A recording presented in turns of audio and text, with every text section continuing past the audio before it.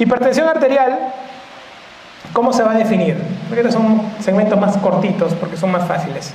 Pero el anterior sí es mucho el tema de criterio y decisión. La hipertensión arterial, chicos, no se olviden que hay que definirla. En primer lugar, una hipertensión mayor de 140/90. Nosotros vamos a definir hipertensión arterial. Nosotros nos basamos en la guía del séptimo comité. Eso le van a preguntar a ustedes, porque la guía 2017, con modificaciones de la guía americana, que han hecho cambio en los límites, no creo que se apliquen todavía para sus exámenes. Y ni siquiera lo está aplicando Perú. Perú es muy pegado a la parte americana en el tema de hipertensión, ¿ya? Pero, como les digo, corte para nuestras preguntas mayor de 140/90. A ver, para diagnosticar una hipertensión hay que tomar mínimo 2 mediciones. 2 mediciones. Doctor, el PATA es 140 así dice la guía. La guía dice lo siguiente: tienes que tomar una medición, 2 mediciones y 3 mediciones. Tienes que tomarlo en tu consultorio al inicio de la charla, al medio de la consulta, al final de la consulta, en las 3 veces. Y te quedas con las 2 más altas y de ahí sacas la más alta. En otras palabras, tú no vas a hacer eso, ¿no? Porque te conozco. Tú vas a medirlo una consulta y la siguiente consulta otra vez. Ya tienes 2 mediciones. En las 2 mediciones salió alta, 140/90, es hipertenso el PATA. Luego pasas a manejo ya. ¿Ok? Pregunta: ¿cuál es la causa más frecuente de hipertensión? No se sabe. Idiopática. En el 90% es idiopática. En el 10% sí se sabe y la mayor parte es renal. ¿Ok? Si el PATA tiene una presión arterial mayor de 180/120, eso se llama crisis hipertensiva. Si la crisis compromete un órgano, se llama emergencia hipertensiva. Si la crisis no compromete órgano, se llama urgencia.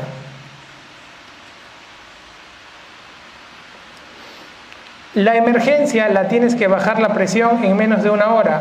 En cambio, la urgencia en menos de 24 horas. ¿Ya? ¿Y cuánto tienes que bajar la presión? El 25% de la presión arterial sistólica. ¿Ok? El 25% de la presión arterial sistólica. Eso es lo que tienes que bajar en ese paciente. Entonces, cuando tú clasifiques, tienes para clasificar la hipertensión grado 1, grado 2. Tienes que saber que la hipertensión tiene sus factores cardiovasculares clásicos, los que tú conoces. Y tienes pruebas para utilizar. Mira, la guía te da que pidas todo esto, ¿ah? Pero tú mínimo tienes que pedir 3 cosas. Primero, el perfil bioquímico, que te da la glucosa para ver si hay diabetes, urea y creatinina para ver si hay un problema renal crónico. ¿Ok? Segundo, tienes que hacer lo que es el EKG. ¿Ok? EKG, por el tema de la cardiopatía hipertrófica. Tercero, tienes que pedir un examen de orina mínimo para ver si hay proteinuria. ¿Te das cuenta? Estas cosas son las 3 mínimas. Doctor, y la plaquetora, si quieres pide pues, pero te digo lo mínimo, al menos para que digan que ya lo chequeaste. Porque tienes que estudiar qué cosas. Los órganos que se comprometen en la presión arterial. ¿Qué órganos? Cardiovascularmente se compromete la hipertrofia. Hace hipertrofia ventricular izquierda. También vamos a encontrar la famosa cardiopatía hipertensiva. Vamos a encontrar que es un factor de riesgo para cardiopatía isquémica. Y también puede desarrollar, pregunta de examen, fibrilación auricular. ¿Cuál es la arritmia de la hipertensión? Fibrilación auricular. ¿Ya? A nivel del sistema nervioso central, el problema es que desarrolla accidente cerebrovascular. Vamos a desarrollar accidente cerebrovascular y el factor de riesgo más importante para ACV, ¿cuál es? Hipertensión. Un ACV puede ser isquémico o hemorrágico. De los isquémicos, ¿cómo termina? Trombosis. Y el hemorrágico puede hacerlo sangrar. Lo que hay que recordar es lo siguiente. Doctor, la hipertensión, ¿qué tipo de ACV hace más frecuentemente? Isquémico, por trombosis. Así, doctor. Yo pensaba que como tiene la presión alta se rompe la arteria. No, es factor de riesgo para que ocurra eso. Pero lo más frecuente es isquémico y hace por origen trombótico. ¿Ok? 3. A nivel ocular hay retinopatía hipertensiva. Tenemos 4 grados que lo veremos en oftalmo. El primer grado, vamos a pasar del más preguntado al menos preguntado. El grado 4 hace papiledema. El grado 3 hace exudados algodonosos y hemorrágicos. El grado 2 hace cruces arteriovenosos. Y el grado 1 hace diferencia de calibre arterio-vena. Solamente hay diferencia de calibre entre arteria y vena. Bien yuca de vera. Pero uno puede reconocer el grado 2. Los más preguntados han sido grado 2, grado 3 y grado 4. A nivel renal, ¿qué hace? El riñón se pone piedra. El glomérulo se pone duro. Nefroangioesclerosis. ¿Ok? Nefroangioesclerosis. Y eso termina siendo insuficiencia renal. ¿Cuáles son las causas de insuficiencia renal? 1. Diabetes. 2. Hipertensión arterial. 3. Glomerulonefritis. ¿Te das cuenta? La hipertensión es segunda causa. Mira toda la desgracia que hace esto. ¿Ok? ¿Cómo lo manejo, doctor? Mi mamá me va a decir, oye, ya mínimo podrás manejar a la tía, que es hipertensa. Está gastando plata en consulta a un doctor. Atiéndela. Entonces tú tienes que decir, bueno, mamá, ya tengo más seguridad, voy a atenderla. La tía, Juanita, es hipertensa. Le haces 2 mediciones a la tía Juanita. Luego de las 2 mediciones tienes para escoger yecas o ARA2, tiazidas y calcio antagonistas. Vas a escoger cualquiera de esos 3. Ahora vas a aprender cuál. Doctor, voy a comenzar siempre con yecas y ARA2. ¿Te parece? Me parece excelente. Cualquiera de los 2. Es la indicación para iniciar un manejo antihipertensivo. Perfecto. ¿Cuándo no usaría de primera elección un YECA o un ARA2? Cuando la depuración renal es menor de 30. Si es menor de 30, mejor usa calcio antagonista. ¿Te das cuenta? Y de los calcio antagonistas, ¿cuáles? Nifedipino y amlodipino. Doctor, tengo que acordarme de las asociaciones. Si yo tomo un YECA y no me controla la presión el YECA, ¿qué me va a pedir el doctor? Te va a dar más dosis. ¿En cuánto tiempo se controlan los fármacos antihipertensivos? En 3 semanas. ¿Por qué? ¿Porque el doctor no te quiere ver? No, porque tiene que adaptarse a todo el sistema. Entonces pasan 3 semanas para que nuevamente te siga subiendo la dosis poco a poco. Doctor, llegó a la dosis tope, le tiene que agregar otro medicamento. Ahí, ¿quién es? La tiazida. La tiazida apoya, no comienza sola, apoya al YECA o al ARA2. ¿Ok? Doctor, estoy tomando tiazida y YECA y me han agregado calcio antagonista incluso. ¡Ah, su madre! Dos antihipertensivos más un diurético. Así es, eso se llama hipertensión arterial refractaria. 2 antihipertensivos más un diurético. Estás fregado. Probablemente origen renal, ¿eh? Probablemente origen renal. Doctor, un favor. Los YECAs, cuando tomo, me dicen que me puede dar tos. Sí, eso se da en el 15% de los casos. Es su efecto adverso más frecuente. Y si pasa eso, mejor toma un ARA2. ¿Ok? Ah, muchas gracias, doctor. Inclusive, tú estás tomando el ARA2 y te da mareos. Ese es su efecto adverso más frecuente. Mareos.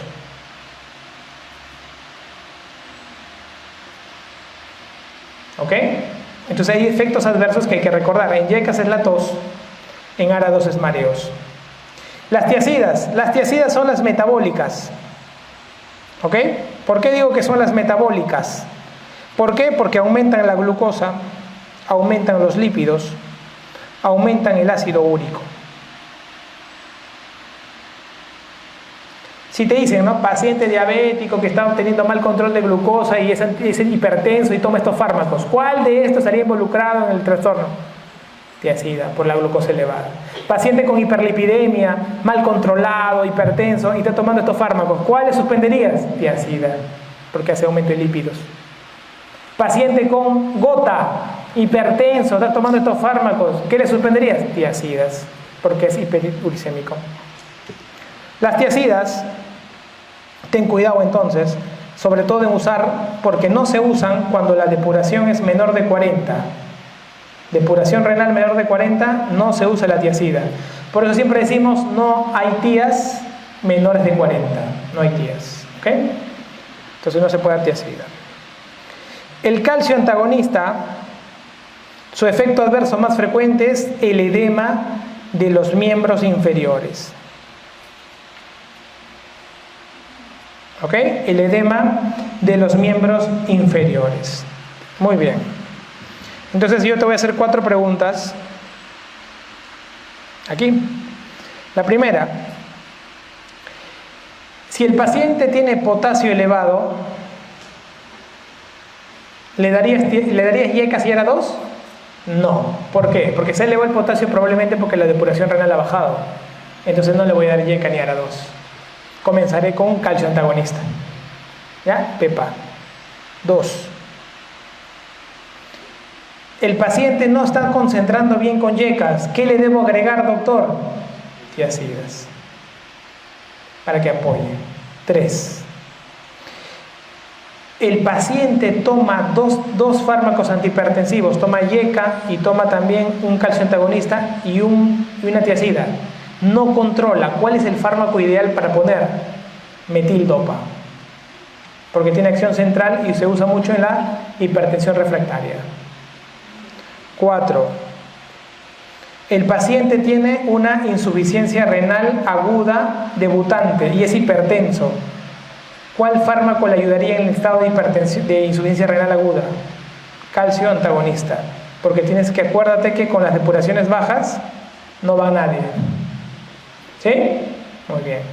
¿Cuál es el fármaco ideal para comenzar en un diabético? Yeca. ¿Por qué? Porque es antiproteinúrico. Yeca o ARA2, cualquiera de los dos. Porque es antiproteinúrico.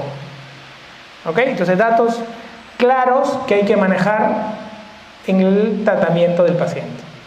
¿Ya? Acá te pongo tratamientos de elección.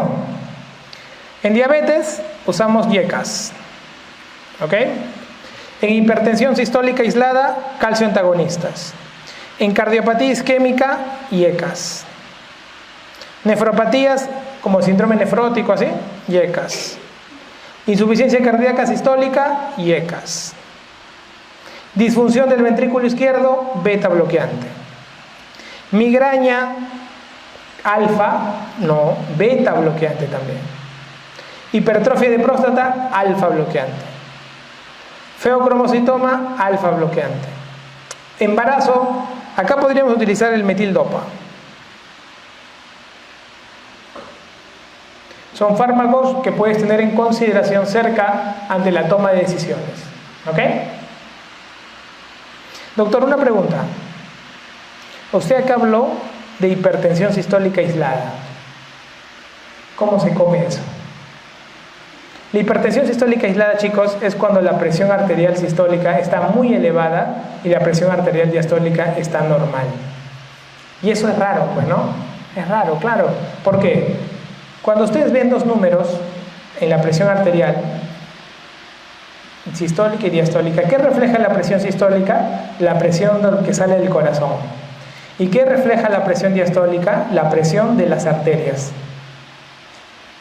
Entonces, ¿qué es lo primero que siempre se eleva? La presión de las arterias. ¿Qué arteria? La arteriola. La arteriola es la arteria que controla la resistencia vascular periférica. Por eso que siempre la diastólica se eleva primero y luego la sistólica. Pero vas a ver un grupo de pacientes que es al revés, que la sistólica se eleva y la diastólica está normal. Eso ocurre en los ancianos, donde tienen la famosa presión sistólica aislada, y por eso en ellos se da calcio antagonistas. Pacientes ancianos, cuando te pongan la pregunta donde la presión sistólica está elevada y la diastólica normal, inicia con calcio antagonistas y te va a ir bien. ¿Ok? En la crisis hipertensiva, ¿qué tenemos? Acuérdate que el objetivo en la emergencia es bajar la presión en menor de 1 hora. Objetivo, bajar el 25% de la presión arterial. En urgencia, tienes hasta 24 horas. Vas a tener daño en órgano blanco en la emergencia y en la urgencia no. Tratamiento, le doy endovenoso acá y le doy vía oral acá. ¿Qué endovenoso le doy? Nitroglicerina, nitroprusiato, salud. ¿Qué le doy en la vía oral? Enalapril, cualquier yeca en realidad. Nifedipino, o sea, un calcio antagonista. Entonces, eso tienes que tener en cuenta. ¿Ya? Entonces, cuando me pongan una urgencia, ¡ay, yeca! Una emergencia, no, nitroprusiato. Y tú sabes que cada vez que metas endovenoso, tienes que tener monitor. Y el monitor va a permitir regular todo el proceso. ¿Ok?